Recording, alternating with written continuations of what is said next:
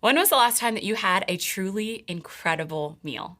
Like the kind you want to take a picture of, or maybe you're at a restaurant and you have like an appetizer and a dessert and you get something other than tap water.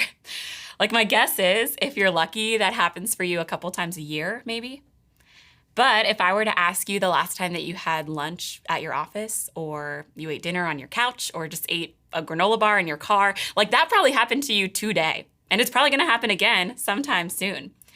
And the reality is, those meals, although they're not as interesting, picture worthy, they're pretty forgettable. If we only relied on like the big feasts to keep us alive, eventually we would starve because we need those little, boring, consistent meals in order to keep us alive. And I think sometimes we do this in our spiritual life. Like sometimes our expectation is that when we spend time with God, it's gonna be this big feast. We're gonna leave feeling super, super filled to the brim. It's gonna be this mountaintop experience. And man, like God is powerful enough to do that all the time in our lives. I hope He does for you. But I'm saying that those little moments that we spend with God, they may not feel important, they might seem boring or just out of habit, but that is what builds towards the bigger ways that God works in our life. That's what keeps our relationship with God alive, consistency, things that might even feel boring.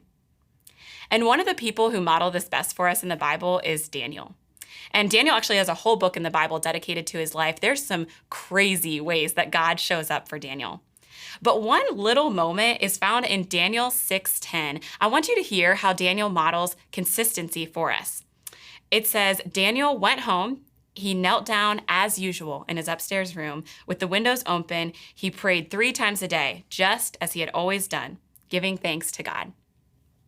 Daniel prayed as usual, 3 times a day, just as he had always done. Do you hear this habit, this rhythm that Daniel has?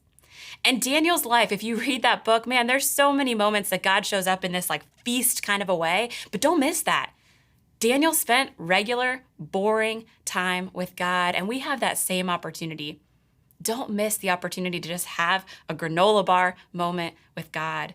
Those little, consistent moments that add up over time.